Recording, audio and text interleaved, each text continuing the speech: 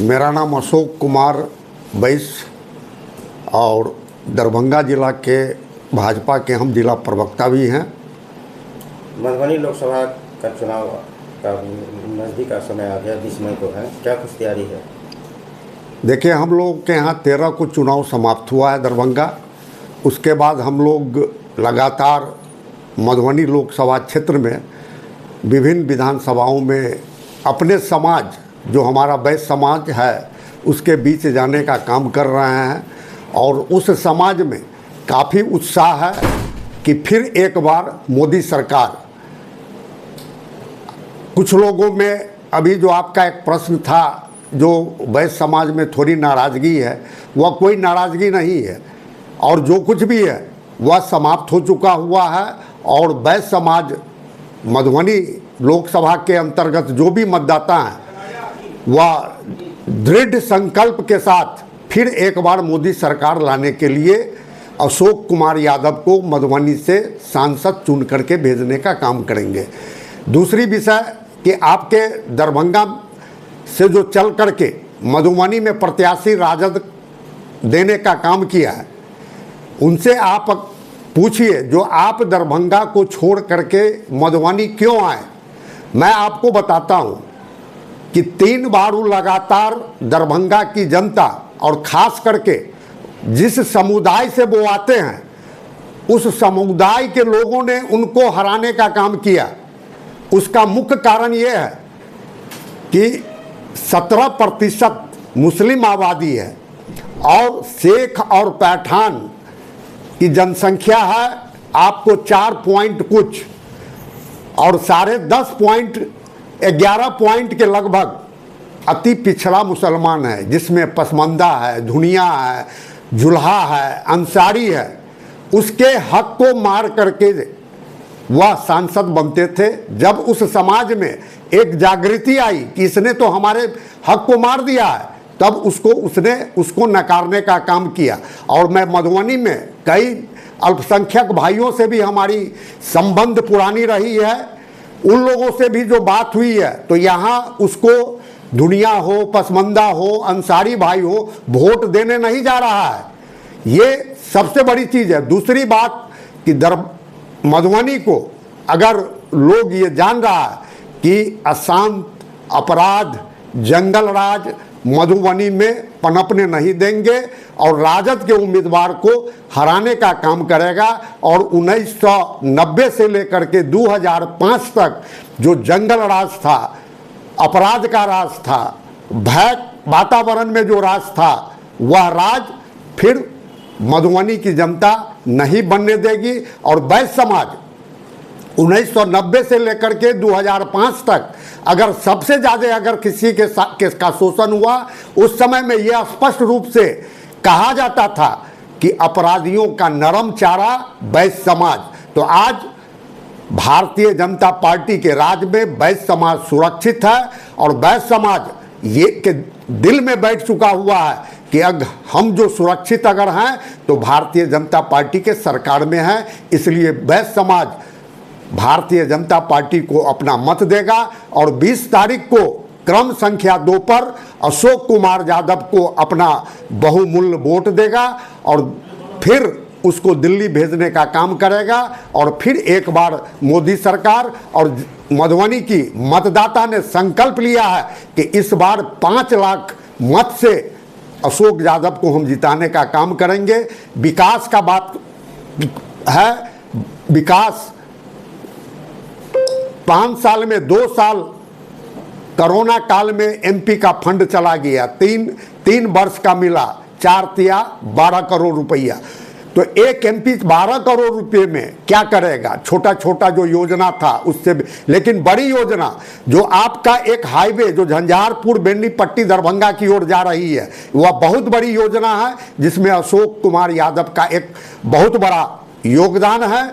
आपका मधुबनी का railway station का जो विकास हो रहा है, उसमें अशोक कुमार यादव का बहुत बड़ा योगदान है।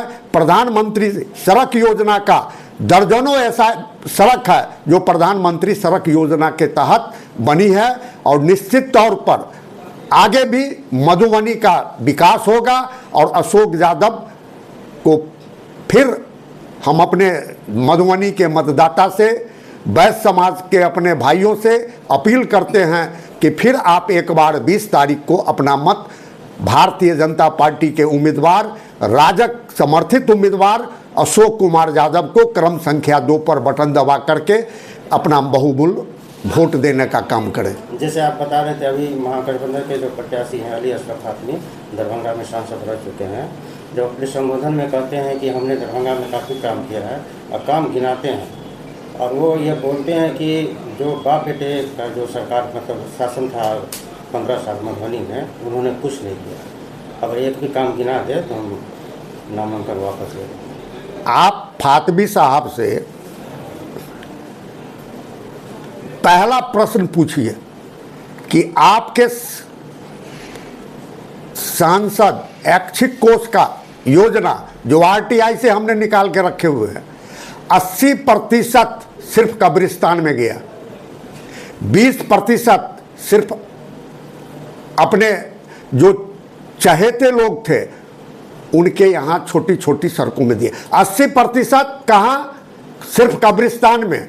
उसके बाद आप उनसे जाकर के पूछिए कि पंडासराय में आपका निवास स्थान है, 300 गज के दूरी पर पंडासराय गुमती है, जो बहुत यातायात का, कई गांव का, समस्तीपुर का एक वह लिंक रोड है, उसका आपने आरबीओ बनाने का काम किया, लेकिन वहाँ भारतीय जनता पार्टी है जो दरभंगा में 6 आरओबी बनाने का काम कर रहा है। जब आप अपने घर के बगल का आरओबी नहीं बना सकते हैं तो आप क्या विकास कीजिएगा? आप अपना ऐच्छिक कोष कब्रिस्तान में दिए, आप उसका क्या विकास कीजिएगा? आपने अपने समुदाय का एक मानू का सेंटर बना दिया, जहां आपने पैसा ला करके उस मानू के सेंटर में आपने पैसा लगाया। मानू में कौन है ये भी जाकर के उससे पूछ लीजिए। उनका कहना था जब हम केंद्रीय राज्य मंत्री थे तब दरभंगा के साथ साथ मधुबनी का भी विकास किया। कौन सा विकास? जैसे नवोदय स्कूल दिए, सेंट्रल स्कूल भी दिए, लेकिन आज तक उसको सांसद अशोक यादव नहीं उतारा। जब वह शिक्षा मंत्री थे और मधुबनी के लिए उनका कहना है कि मैंने बहुत कुछ दिया, तो सेंट्रल स्कूल तो उन्हीं के मंत्रालय में आता है, तो क्यों नहीं बनवा दिए? दे दिए हैं, लेकिन दे दिए तो फिर बनवा क्यों नहीं दिए? और नवोदय की बात जो आप बता रहे हैं वह नवोदय बाबू हुकुमदेव नारायण यादव का देन है, न कि फातमी साहब का देन है।